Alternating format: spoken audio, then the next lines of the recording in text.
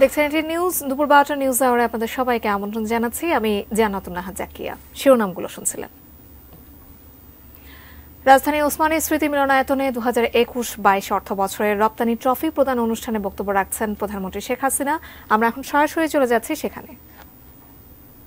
আয় কিন্তু কমে গিয়েছিল, বাড়েনি, বরং হ্রাস পেয়েছিল। সেই সাথে সাথে বাংলাদেশটা একটা স্থবির হয়ে গিয়েছিল। হ্যাঁ, ব্যবসা বাণিজ্য মানুষ করত, কিন্তু ঠিক সেরকম সুযোগ কতটুকু ছিল? বেসরকারি খাতকে যে সুযোগটা দেওয়ার কথা সেটা কিন্তু তখনও পায়নি। কারণ যে সমস্ত শিল্প কলকারখানা জাতীয়করণ করেছেন, যার মালিকরা বাংলাদেশের থেকে গিয়েছিল, হস্তান্তর করা যায় সেই নীতিমালাটাও কিন্তু জাতির পিতা বঙ্গবন্ধু শেখ মুজিব করে দিয়ে যান, যেটা পরবর্তী কিছুটা কার্যকর হয় কিন্তু সম্পূর্ণভাবে হয় না। 96 সালে যখন আমি সরকার গঠন করি, আমরা সরকার গঠন করার আগে থেকে আমাদের কতগুলি পদক্ষেপ ছিল যে আমাদের অর্থনৈতিক নীতিমালা কি হবে, আমরা কিভাবে যদি ক্ষমতা যাই রাষ্ট্র পরিচালনা কি করব, আমরা সেটা প্রস্তুতি ছিলাম। এবং আমরা সরকারে আসার সাথে সাথেই অবকাঠামোগত উন্নয়ন করা, বিদ্যুৎ খাত থেকে শুরু করে সমস্ত খাতগুলিকে বেসরকারি খাতে উন্মুক্ত করে দেওয়া, বেসরকারি খাতে আরো শিল্প বাণিজ্য যত গড়ে উঠতে পারে সেই ব্যবস্থাটা নেওয়া এবং উৎসাহিত করা মানুষকে, সেই ব্যবস্থাটা আমরা নিই।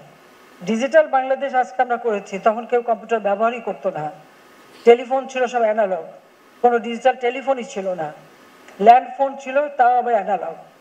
আমরা সেই সময় ডিজিটাল টেলিফোন সিস্টেম করে দিই এবং বেসরকারি খাতে এই মোবাইল ফোন যাতে উন্মুক্ত হয় তার ব্যবস্থা করে দিই। প্রথম এই 3টা কোম্পানিকে আমরা দিয়ে দিই। আজকে যে টেলিভিশন, এতগুলি টেলিভিশন, বিভিন্ন ব্যবসা বাণিজ্য সবকিছু আমরা কিন্তু টেলিভিশন, রেডিও, বিমান, হেলিকপ্টার থেকে শুরু করে শিল্প কলকারখানা, প্রত্যেকটা সেক্টরে বেসরকারি খাত যাতে সুযোগ পায় সেটাকে আমি উন্মুক্ত করে দিয়েছিলাম। ওই সময়টা করতে গেলে একটা অসুবিধা ছিল, অনেকে বাধা দিত, এমনকি আমাদের অনেক জ্ঞানী গুণী অর্থনীতিবিদরাও বাধা দিয়েছে।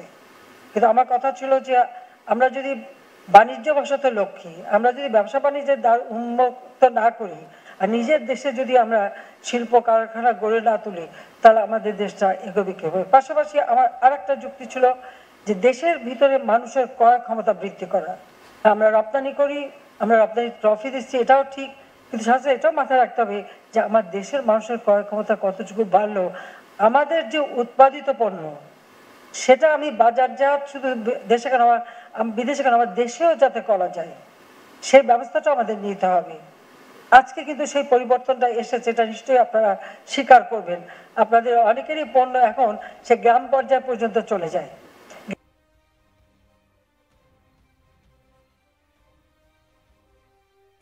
গ্রামের মানুষ, আমার প্রত্যেকটা প্রকল্প এবং নীতিমালা এটাই লক্ষ্য ছিল যে আমার নিজের দেশের মানুষের ক্রয় ক্ষমতা যেন বৃদ্ধি পায়, সেদিকে লক্ষ্য রেখে আজকে কিন্তু আমরা কাজ করে যাচ্ছি এবং অর্থনীতি দিক থেকে আমরা সেই সময় যথেষ্ট স্বাবলম্বিতা অর্জন করি। বেসরকারি খাতে বিদ্যুৎ উৎপাদন শুরু করি। বিদ্যুৎ উৎপাদন আমি পেয়েছিলাম 1600 মেগাওয়াট 96 সালে, 40 লক্ষ মেট্রিক টন খাদ্য ঘাটতি, রিজার্ভ মাত্র $250 মিলিয়ন মতো ছিল, বলতে গেলে কিছুই না।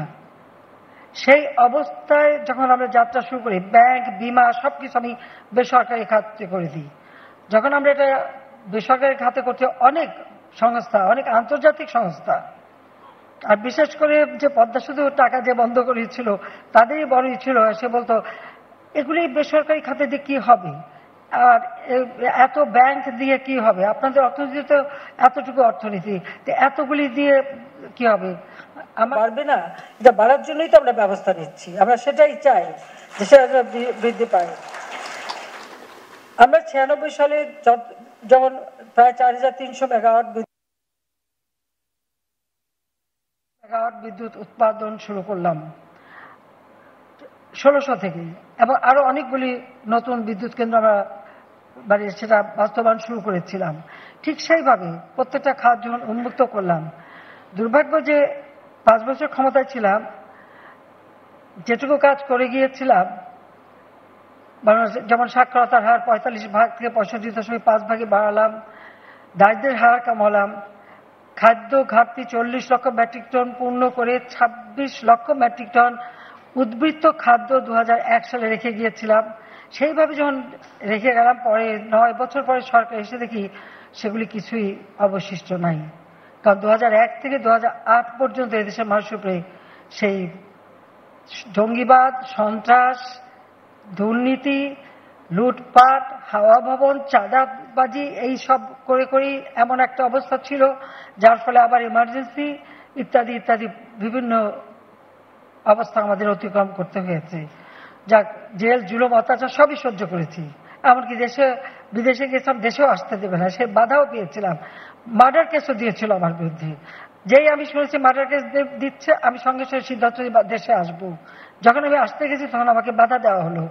সমস্ত এয়ারলাইন্সকে বলা হলো যে আমাকে যদি প্লেনের সিট দেয়, সেই প্লেন ঢাকা এয়ারপোর্টে নামতে পারবে না। আমি বসে থাকিনি, আমি লড়াই করছি বিদেশে বসেই, এবং জোর করে একরকম ফিরে এসেছি, যেমন 81 সালে ফিরে এসেছিলাম। তো আমার কথা এটাই যে দেশের মানুষের আর্থসামাজিক উন্নতি করাটাই হচ্ছে আমাদের লক্ষ্য। আমি যখন 2009 সালে সরকার গঠন করি, তখন আমাদের জিডিপির পরিমাণ কত ছিল? মাত্র 102 বিলিয়ন মার্কিন ডলার। আজকে 15 বছর আমরা দেশ চালিয়েছি। 2013 সালে সেই জিডিপি আমরা 450 বিলিয়ন মার্কিন ডলারে উন্নীত করতে সক্ষম হয়েছি। আমাদের প্রবৃদ্ধি 7.25% আমি উন্নীত করতে সক্ষম হয়েছি। যদিও কোভিডের ঠিক আগে আমরা 8 পয়েন্টে উঠতে সক্ষম হয়েছিলাম, কিন্তু কোভিড-19 অতিমারির কারণে অনেকটা আমরা পিছিয়ে যাই। এটা শুধু আমরা না, সারা বিশ্বব্যাপী অর্থনৈতিক মন্দা দেখা দেয়, যার ফলে আমাদেরও সেই ধাক্কাটা সামলাতে হচ্ছে, এখনো সামলাতে হচ্ছে। কারণ আপনারা ব্যবসা বাণিজ্য করেন, রপ্তানি করেন, আপনারা জানেন অনেক উন্নত দেশ, তাদের মানুষের ক্রয় ক্ষমতা অনেক কমে গেছে। তাদের কিন্তু ক্রয় ক্ষমতা কমে গেছে, চাহিদাও কমে গেছে। যখন কোভিড-19 অতিমারি, এই ধরনের অবস্থা, অনেক দেশ কিন্তু আসলে তাদের রপ্তানি কমিয়ে, এবং তখন তো যোগাযোগও বন্ধ। তারপরেও যেহেতু অনেক দেশের সরকার প্রধান, তাদের সাথে আমার একটা ভালো পরিচয় ছিল, সকলকে অনুরোধ করেছিলাম যে কোনো মতে যেন এগুলি বাতিল না করে বা বন্ধ না করে দেয়। হ্যাঁ, তখন তো যোগাযোগ যেহেতু বন্ধ হয়তো যাবে না, কিন্তু তারপরেও যেন এটা না করে। বিশেষ করে আমরা ব্যবসায়ীদের ব্যবসা বাণিজ্য যাতে চালাতে পারেন, আমরা কিন্তু বিশেষ প্রণোদনা দিয়েছি সকলকে। এই প্রণোদনা শুধু না, মাত্র 4% সুদে ইন্টারেস্টে আমরা সবাইকে ঋণ নেওয়ার সুযোগ করে দিয়েছি। গার্মেন্টস শ্রমিক সহ শ্রমিক শ্রেণী, তাদের মজুরিটা আমরা সরকারের পক্ষ থেকে দিয়ে দিয়েছি। আর বাংলাদেশের বিভিন্ন শ্রেণীর মানুষ, একেবারে রিক্সার পিছনে যারা পেইন্টিং করে, বা আমাদের সংস্কৃতিতে যারা যন্ত্রসঙ্গীত, অথবা যারা সাধারণ খেটে খাওয়া মানুষ, এবং সেই সাথে মসজিদের ইমাম, মুয়াজ্জিন থেকে শুরু করে বেসরকারি শিক্ষক থেকে শুরু করে এমন কোনো শ্রেণী ছিল না বাংলাদেশে যাদের খুঁজে বের করে প্রত্যেককে আমরা নগদ অর্থ সহায়তা দিই। আর তাছাড়া সাধারণ যারা দরিদ্র মানুষ, তাদেরকে আমরা নগদ অর্থ সহায়তা দিই। সেখানে আমার ডিজিটাল ব্যবস্থাটা অত্যন্ত চমৎকারভাবে কাজে লাগে। আমরা G2P, গভর্নমেন্ট টু পাবলিক, একটা টিপ দিলে আমি 50 লক্ষ মানুষের কাছে পৌঁছাতে পারি, তাদের সাহায্য করতে পারি, আর্থিক সহায়তা দিতে পারি। সেখানে আমরা হিসেব নিয়েছিলাম 35 লক্ষ লোক আমাদের কাছে আবেদন করেছিল, আমরা তাদেরকে সাহায্য করেছি। আমরা মুজিব বর্ষ উদযাপন করার সময় সিদ্ধান্ত নিলাম বাংলাদেশে কোনো মানুষ ভূমিহীন থাকবে না, গৃহহীন থাকবে না। এটা আমি আগেই শুরু করেছিলাম, কারণ এটা জাতির পিতা বঙ্গবন্ধু শেখ মুজিব স্বাধীনতার পরপরই শুরু করেন, যে ভূমিহীন মানুষের মাঝে খাস জমি বিতরণ এবং ঘরবাড়ি করে দেওয়া, কিন্তু সম্পূর্ণ তো করে যেতে পারেননি। আমি আসার পরে 96 সালে ব্যারাক হাউস করা শুরু করলাম। পরবর্তীতে যখন নয়ে আসলাম, আমরা এখন সবাইকে 2 কাঠা জমি এবং একটি করে ঘর, 2টি কামরা, একটা স্যানিটারি ল্যাট্রিন, একটা পাকের ঘর, সুপেয় পানি ব্যবস্থা, বিদ্যুৎ সব করে দিচ্ছি। আজকে একটা মানুষের যখন কিছুই ছিল না, রাস্তায় পড়ে থাকতে হতো, মানুষের কাছে দূর দূর চাই চাই শুনতে হতো, আজকে তারা ঘর পেয়েছে। এই ঘরটাই তারা কর্মসংস্থানের একটা ব্যবস্থা হয়ে গেছে। শুধু তাই না, আপনারা শুনলে খুশি হবেন যে তাদের অনেকে বেশ, তারা কিছু কেউ কাজ করে, ব্যবসা বাণিজ্য করে বা চাকরি করে। আমি যখন এটা ভিডিও কনফারেন্স থেকে উদ্বোধন করি, আমাকে যখন একজন বললেন যে আপা, আমি একটা সেকেন্ড হ্যান্ড রেফ্রিজারেটর পেয়েছি, আমি কিনে নিয়েছি। ফ্রিজটা আমাকে দেখালো, আমি দেখলাম। আমাদের দেশের উৎপাদিত জিনিস, ঘরে টেলিভিশনও অনেকের আছে, একটা টেলিভিশন ছোট কিনেও তারা লাগিয়েছে। এই যে মানুষটা একেবারে রাস্তায় পড়া, তার কোনো এক পয়সা কামাই করা বা একটা থাকার জায়গা ছিল না, তাকে কিন্তু এইভাবে আমরা সহযোগিতা করেছি। আজকে 58টা জেলা ভূমিহীন গৃহহীন মুক্ত হয়েছে। ইনশাআল্লাহ মাত্র কয়েকদিনের মধ্যে আর মাত্র কয়েক হাজার দিলেই প্রত্যেকের একটা ঘর হবে। আর ঘর হওয়া মানে কি, আপনাদের উৎপাদিত পণ্য বাজারজাত করারও একটা সুযোগ সৃষ্টি হয়ে যায়। এবং গ্রামে রাস্তাঘাট, বিদ্যুৎ, সব ঘরে ঘরে বিদ্যুৎ সবই আমরা করে দিচ্ছি এই কারণে যে উন্নয়নটা যেন সকলের হয়, সকলের না হলে তো হবে না। আর যে সমস্ত দেশ এখন আপনারা জানেন এই যুদ্ধে জড়িত হয়ে তাদেরও আর্থিক অবস্থা খারাপ, সেখানে ইনফ্লেশন অনেক বেশি, আমাদের এখন নতুন নতুন জায়গা খুঁজে বের করতে হবে। যারা রপ্তানি করেন, আমি সবসময় আগাগোড়াই বলেছি, একটা হচ্ছে রপ্তানি পণ্য, এই যে আপনার এক্সপোর্ট বাস্কেটটাকে বাড়াতে হবে, বহুমুখী করতে হবে। যে কোনো একটা বিষয়ের উপরে রপ্তানির জন্য নির্ভরশীল থাকা যায় না, কারণ একটা জিনিসের চাহিদা চিরদিন সমানভাবে থাকে না। সেটা মাথায় রেখে আমরা কোন কোন দেশে কি কি রপ্তানি করতে পারি, সেইভাবে আমাদের নিজেদেরই একটা অনুসন্ধান চালানো, সেইভাবে তাদের সাথে যোগাযোগ করা এবং সেই সুযোগটা করা। এই ক্ষেত্রে আমি কি করেছি, সেটা হলো আমি যখন বিদেশে যাই, কোনো এলাকায় যাই, আমি ওই অঞ্চলের সমস্ত অ্যাম্বাসাডারকে নিয়ে মিটিং করি। যেমন আমি ইংল্যান্ডে গেলাম, আমি ইউরোপের সবাই তাকে ডাকলাম। আমাদের যেটা নির্দেশ হচ্ছে যে এখনকার কূটনীতিটা হচ্ছে, এটা শুধু রাজনৈতিক না, এটা হবে ইকোনমিক, বাণিজ্যিক। কোন দেশে কোন মার্কেট আছে, কোন দেশে কি চাহিদা আছে, সেটা খুঁজে বের করা, তাদের কাছ থেকে আমরা কি পণ্য সস্তা কিনতে পারি, আমরা কোন পণ্য রপ্তানি করতে পারি, সেইগুলি দেখা। এখন আমাদের ডিপ্লোমেসিটা হচ্ছে ইকোনমিক ডিপ্লোমেসি, সেইভাবেই কিন্তু আমার নির্দেশ দেয়া আছে। আমরা ওইভাবেই আমাদের কাজ করে যাচ্ছি। আজকে আমাদের 2024-25 অর্থ বছরে আমরা 7,97,000 কোটি টাকার বাজেট দিয়েছি, অথচ 2009 সালেও বাজেট ছিল 68,000 কোটি টাকার। আমি যখন সরকার গঠন করি পেয়েছিলাম, অর্থাৎ 2008-09 মাত্র 68,000 কোটি টাকা ছিল। আর এই 15 বছরের মধ্যে আমরা এখন 7,97,000 কোটি টাকার বাজেট দেওয়ার সক্ষমতা অর্জন করেছি।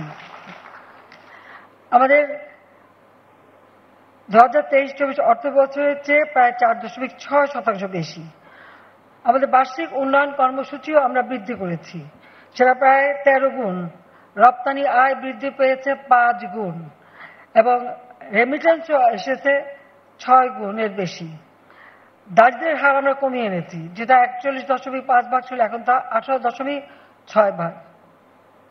যদি কোভিড-19 অতিমারি না হতো, আর যদি ইউক্রেন রাশিয়া যুদ্ধ, স্যাংশন, কাউন্টার স্যাংশন না হতো, বা আজকে যে গাজায় যেভাবে ইসরায়েলি আমাদের ওখানে ফিলিস্তিনিদের উপর যেভাবে গণহত্যা চালাচ্ছে, এই গণহত্যা যদি না হতো, তাহলে সারা বিশ্বের অর্থনীতিটাও চালু থাকতো, আমরাও কিন্তু আরো আগে বাড়তে পারতাম। কিন্তু এই কারণেই অনেকটা বাধাগ্রস্ত হয়েছে। তারপরেও আমরা বলবো যে এর মধ্যে আমরা দারিদ্র্যের হার কমিয়েছি। অতি দারিদ্র্যের হার যেটা 25.6 ছিল, আমরা 25.1 ছিল, সেটা আমরা মাত্র 5.6 নামিয়ে এনেছি। ইনশাল্লাহ অতি দরিদ্র বলে বাংলাদেশে কেউ থাকবে না, এটা আমাদের সিদ্ধান্ত, মুজিব বর্ষের সিদ্ধান্ত। আমরা সেইভাবে কাজ করে যাচ্ছি। আজকে বিদ্যুৎ উৎপাদন, ঘরে ঘরে বিদ্যুৎ দিতে পারছি এবং রিনিউয়েবল এনার্জি আমরা সেটার উপরে জোর দিচ্ছি।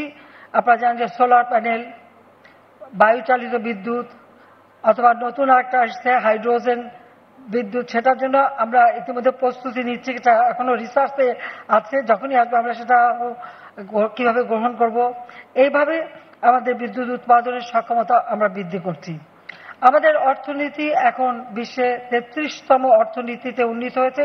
ইনশাআল্লাহ এটা আমরা সামনের দিকে আরো বড় অর্জন করতে পারবো বলে আমার বিশ্বাস। তবে আমরা কিন্তু প্রেক্ষিত পরিকল্পনা নিচ্ছি এবং পঞ্চবার্ষিকী পরিকল্পনা নিচ্ছি।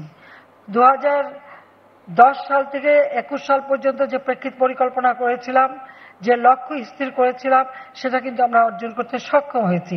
স্বল্পোন্নত দেশ জাতির পিতা রেখে গিয়েছেন সে 1975 সালেই। আমরা সেখান থেকে 21 বছর এরপরে গেল 8 বছর, এই 29 বছর কিন্তু এই দেশের মানুষের জীবনে কোনো উন্নতিও নাই, মানে পরিবর্তনও ছিল না।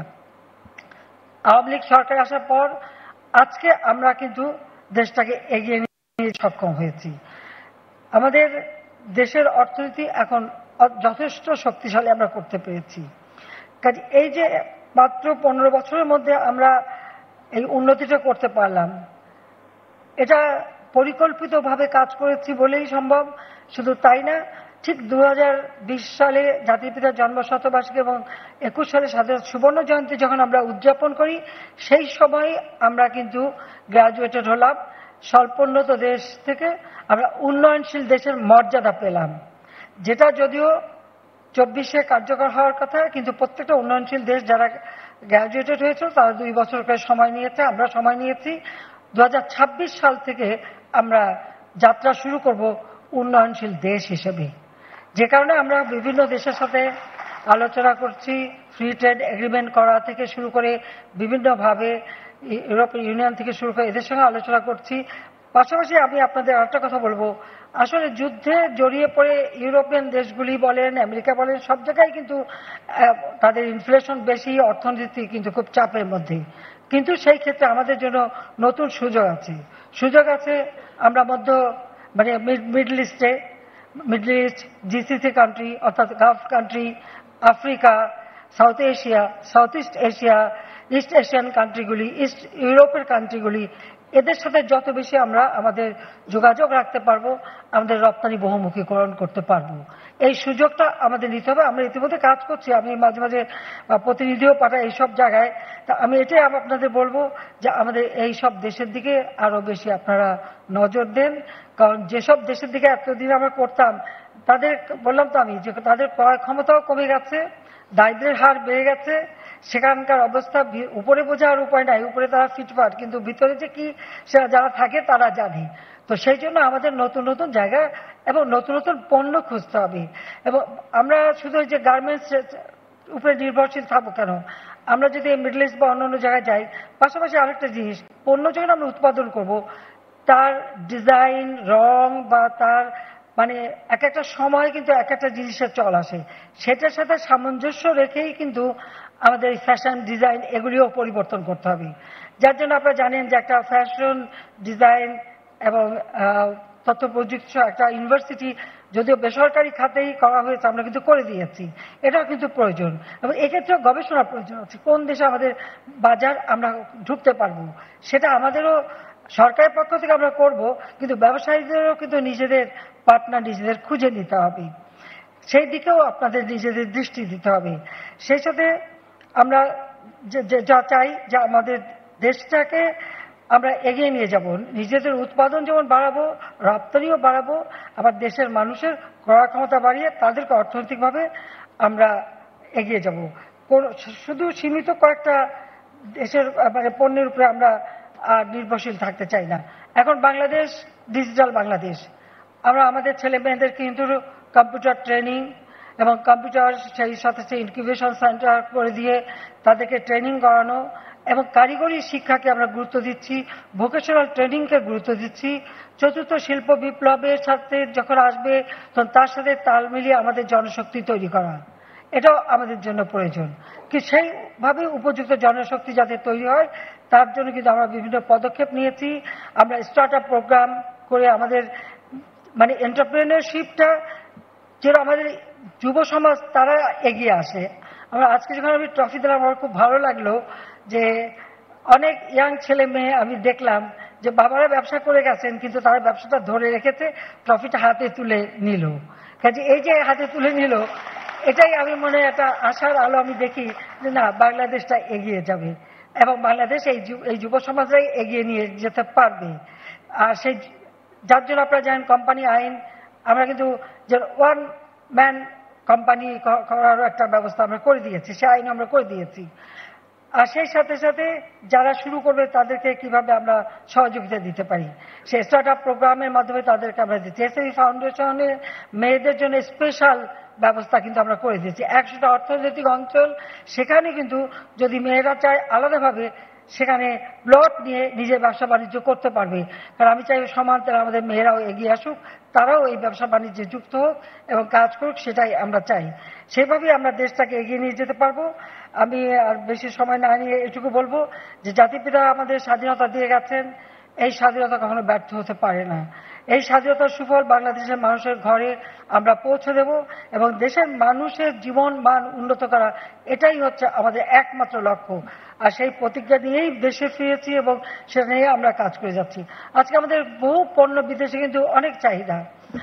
আফ্রিকান কান্ট্রিগুলিতে আমাদের অনেকজন ওষুধের দাম অনেক বেশি, তারপর তারা খুব রংচঙে জিনিস পছন্দ করে। আমাদের সিরামিক যত বেশি কালারফুল হবে, রংচং হবে, তাদের কাছে বেশি আকর্ষণীয় হবে। পাশাপাশি আমাদের চামড়াজাত পণ্য, পাটজাত পণ্য, পাটের জুট জিনোম আমরা আবিষ্কার করেছি। এই পাট থেকে বহু ধরনের পণ্য এখন তৈরি হয় এবং সব থেকে বড় কথা, এটা এনভায়রনমেন্ট ফ্রেন্ডলি, এটা পরিবেশ বান্ধব একটি পণ্য। এখান থেকে যে পণ্যগুলি আমরা করব, আজকে যেহেতু পরিবেশ নিয়ে সব থেকে কথা ওঠে, কাজে এই পণ্যটা সব থেকে বেশি বাজারজাত করা সহজ। এবং পাট থেকে কিন্তু কি না তৈরি হয়, অনেক কিছুই তৈরি করা যায়, অত ডিটেলস বলতে চাইনি, কিন্তু আমরা কিন্তু পারি এবং গবেষণা করে করে সেগুলি করা হচ্ছে। পাশাপাশি আমাদের হস্তশিল্প, মানুষ কিন্তু হস্তশিল্পের দিকে আকর্ষণ বেশি, কাজে হাতে তৈরি জিনিসের একটা আলাদা দাম সব জায়গায় আছে। আমি মাঝে মাঝে যখন গিফট দেই, এভাবে হিসাব করে করে দিই। আমাদের খাদ্য উৎপাদন, বাংলাদেশের মাটি সোনার মাটি, গবেষণা করলে সবকিছু করা যায়। এখন তো স্ট্রবেরিও তৈরি আমরা উৎপাদন করি, আবার টিউলিপও উৎপাদন করা শুরু করেছি। কাজে এত দূর যদি আমরা পারি, তা আমাদের এই সোনার মাটি কেন পড়ে থাকবে? যত বেশি আমরা উৎপাদন বাড়াতে পারবো, আমাদের নিজের চাহিদা মিটিয়ে সেগুলো বাকিটা প্রক্রিয়াজাত করে আমরা বিদেশে রপ্তানি করতে পারি। আর খাদ্য চাহিদা এটা কোনোদিন কমবে না, এটা সব বাড়বে, থাকবেই। কাজে সেদিকে লক্ষ্য রেখে খাদ্য প্রক্রিয়াজাত, কৃষি প্রক্রিয়াজাত পণ্য, হিমায়িত মৎস্য, চিংড়ি সহ অন্যান্য মাছ, তারপরে আম সহ ফলমূল, এখন কিন্তু বহু ধরনের ফলমূল, আমাদের গবেষকরা কিন্তু বসে নেই। বিশেষ করে কৃষিতে আমি বলতে পারি যে গবেষণা একটা বিপ্লব ঘটে গেছে বাংলাদেশে। কাজে বহুমুখী পণ্য উৎপাদন হচ্ছে, সেগুলি কিভাবে প্রক্রিয়াজাত করে বিদেশে রপ্তানি করা যায় সেই ব্যবস্থাটা নেওয়া। আর তাছাড়া সবচেয়ে বড় কথা, এখন ম্যানমেড ফাইবার, এটার চাহিদা বেড়ে গেছে। কাজে এই ম্যানমেড ফাইবারটাও আমরা তৈরি করে তার অ্যাপারেলসগুলি যেগুলি তৈরি করে সেগুলো আমরা রপ্তানি করতে পারি। কাজে এরকম, তারপর যে সবচেয়ে বড় কথা ডিজিটাল ডিভাইস, আইসিটি সেক্টর, এখন আইসিটির চাহিদা সব থেকে বেশি। কাজে আমরা যদি ডিজিটাল ডিভাইসগুলি তৈরি করতে পারি, এখন অলরেডি এর জন্য আমরা আইসিটি পার্ক করে দিয়েছি সারা বাংলাদেশে। সেখানে যত বেশি বিনিয়োগ হবে, তত বেশি উৎপাদন বাড়বে এবং আমরা বিদেশেও রপ্তানি করতে পারবো।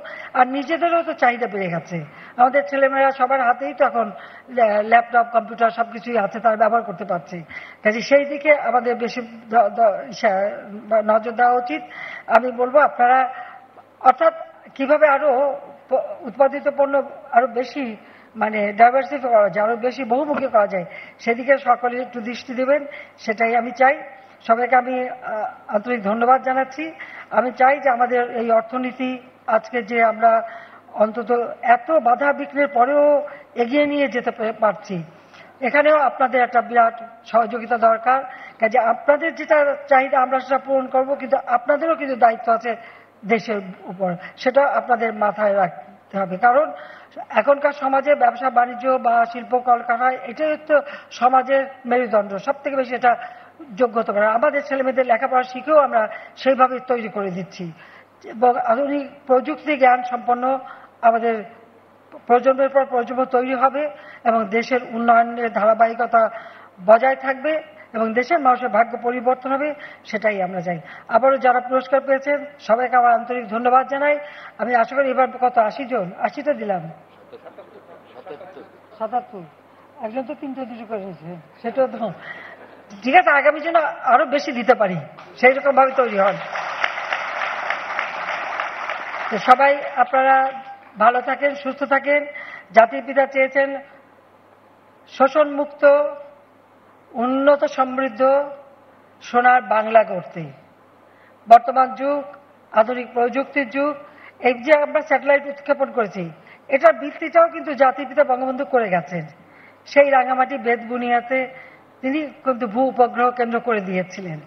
কাজী আজকে আমরা বাংলাদেশকে স্মার্ট বাংলাদেশ হিসেবে গড়ে তুলব। সেটা আমরা 2041 সালে বাংলাদেশ হবে উন্নত, সমৃদ্ধ, ক্ষুধা দারিদ্র্যমুক্ত, smart Bangladesh, smart government, smart economy, smart population, smart society, সেইভাবে এই বাংলাদেশকে গড়ে তুলব। সেই প্রত্যয় ব্যক্ত করে সবাইকে আবারও ধন্যবাদ জানিয়ে এবং 21-22 অর্থ বছরে যারা ট্রফি পেয়েছেন তাদেরকে সবাইকে আন্তরিক ধন্যবাদ জানিয়ে দীর্ঘ সময় আমার বক্তব্য শোনার জন্য আবারও ধন্যবাদ জানিয়ে আমার বক্তব্য শেষ করছি। জয় বাংলা, জয় বঙ্গবন্ধু, বাংলাদেশ চিরজীবী হোক। খোদা হাফেজ। রাজধানী ওসমানী স্মৃতি মিলনায়তনে 2021-22 অর্থ বছরের রপ্তানি ট্রফি প্রদান অনুষ্ঠানে বক্তব্য রাখছিলেন প্রধানমন্ত্রী শেখ হাসিনা। আমরা বিটিভি সৌজন্যে সরাসরি যোগ দিয়েছিলাম সেখানে। মধুমাস শেষ হয়েছে 1 মাস আগেই। এই মধুমাস ঘিরে দেশে যেসব ফল পাওয়া যায় তার প্রায় সবই ফুরিয়েছে। এখন বাজারে মিলছে শুধু আম, কাঁঠাল। তবে কাঁঠালের দাম তুলনামূলক কম হলেও আমের দাম গতবারের চেয়ে বেশি।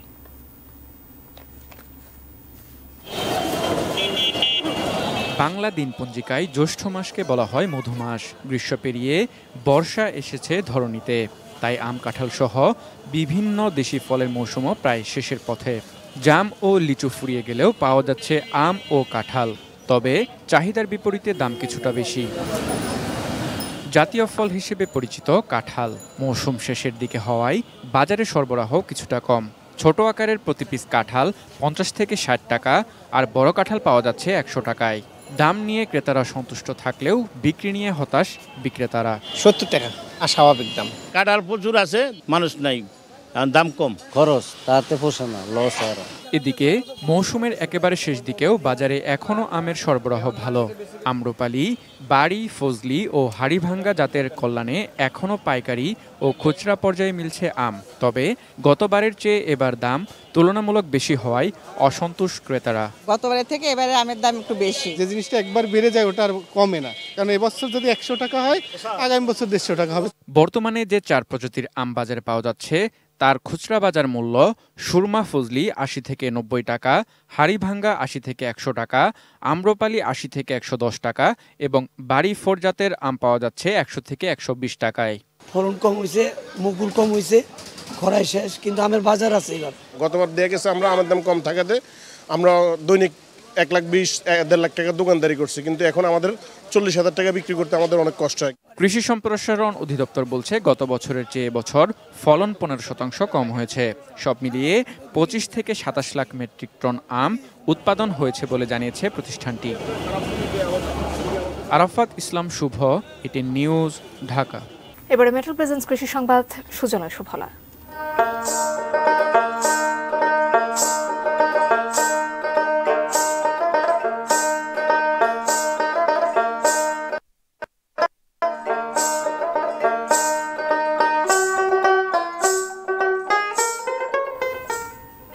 মানিকগঞ্জের সিংগাইরে উন্নত জাতের বেলি ফুলের চাষ করে ব্যাপক লাভবান উদ্যোক্তা ফখরুল ইসলাম মিঠু।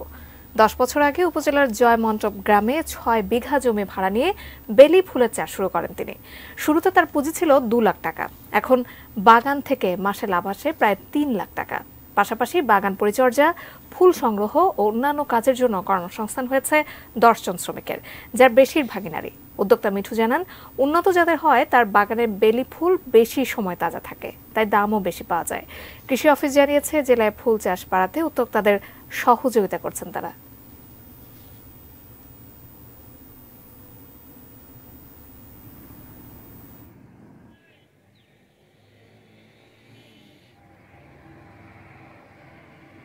আমার বেলি রয়েছে টেকসই, এইটা আপনার সকালে যে সন্ধ্যা পর্যন্ত শক্ত থাকে, নষ্ট হয় না। এই জন্য সবাই বেঁচে, ধরেন আপনার ওই পোটলা দেখছেন না, 40 টাকা, আমারটা 150 টাকা 200 টাকা সিরিয়াল লাগিয়ে থাকে। বাংলাদেশের বিভিন্ন বাজারে তার ফুলের চাহিদা আছে, কারণ এই ফুলে আমি নিজেও মাঠে পরিদর্শন করে দেখেছি, এই ফুলে বেশ গন্ধ রয়েছে। আমরা কৃষকদেরকে বিভিন্ন ধরনের পরামর্শ দিয়ে থাকি, রোগ পোকামাকড় সম্পর্কে পরামর্শ দিই। গাজার খান ইউনিসের আল মাওয়াইসি শহরের একটি মানবিক এলাকায় ইসরায়েলি হামলায় নিহতের সংখ্যা বেড়ে দাঁড়িয়েছে 90 জনে। আহত হয়েছেন 3 শতাধিক ফিলিস্তিনি। ইসরায়েলি সেনাবাহিনী ওই এলাকাকে মানবিক জোন ঘোষণা করে ফিলিস্তিনিদের সেখানে আশ্রয় নেওয়ার আহ্বান জানিয়েছিল। প্রধানমন্ত্রী বেনিয়ামিন নেতানিয়াহুর দাবি, হামাসের সামরিক শাখার প্রধান মোহাম্মদ দেইফ ও উপপ্রধান রাফা সালমাকে লক্ষ্য করে হামলাটি চালানো হয়, কিন্তু তারা নিহত হয়েছেন কিনা তা নিশ্চিত নয়। ইসরায়েলের এই হামলাকে ঘৃণ্য ও পৈশাচিক উল্লেখ করে নিন্দা ও কঠোর সমালোচনা করেছে জাতিসংঘ, ওয়াইসি, Hamas, Hezbollah, Jordan, Lebanon, Syria, Saudi Arab, তুরস্ক, কাতার, ওমান ও ইরান। ইসরায়েলের ছোড়া 5টি বোমা ও 5টি মিসাইলের আঘাতে আল মাওয়াইসির আশ্রয়স্থলটি ধ্বংস হয়ে গেছে। আরও অনেকেই নিখোঁজ রয়েছেন। হামাসের দাবি, যুক্তরাষ্ট্রের প্রস্তাবিত যুদ্ধবিরতির আলোচনাকে উপেক্ষা করে গাজাবাসীর প্রাণ নিয়ে খেলছে ইসরায়েল।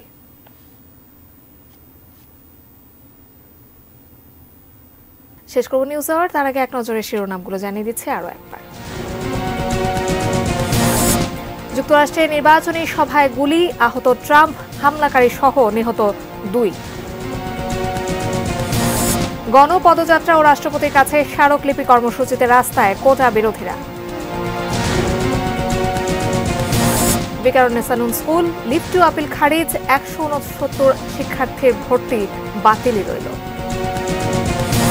অবৈধ সম্পদ নিয়ে আলোচিত মতিউর বেনজিররা কোথায়?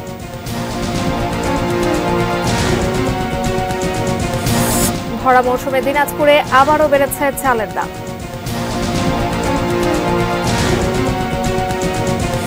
ইউরো শিরোপা জয়ের লড়াইয়ে আজ স্পেন ও ইংল্যান্ড।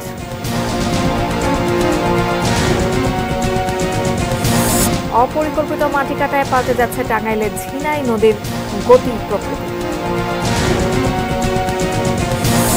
এবং গাজার আল মাওয়াইসিতে ইসরায়েলি হামলা, নিহত অন্তত 90। Sponsored by Abiba Finance Limited. এই ছিল নিউজ আওয়ার। এটি নিউজের সব খবর জানতে ভিজিট করুন www.atnnews.tv.com।